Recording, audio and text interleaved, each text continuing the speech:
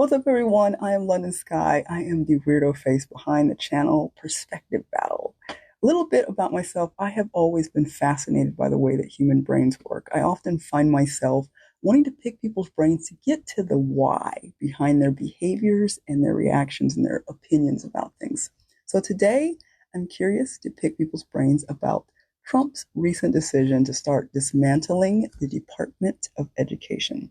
So to run this channel, I actually have to consume a lot of Fox and MSNBC.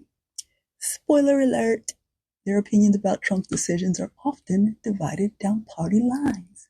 Shocker.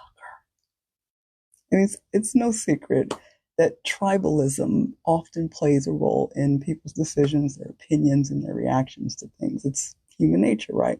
But it's actually one of the reasons why I prefer not to join any political party. I hate the way that it could potentially influence my opinions. So I consider myself as a middle woman. It's a term that I've come up for myself. I do my best to ride the middle, and I let the evidence for a particular situation or scenario determine my opinions. I try to separate the scenario or the event from the person responsible for it, if that makes sense. For example, in the case of Donald Trump and his recent executive order to dismantle the Department of Education, I try to focus on the facts and not the fact that the order came from Donald Trump.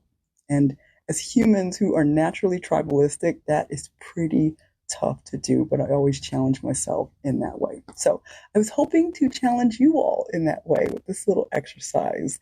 I was wanting to see if people would be willing to set aside their political affiliations for a moment and give 2 or 3 reasons why you are either for or against Trump's decision to dismantle the Department of Education.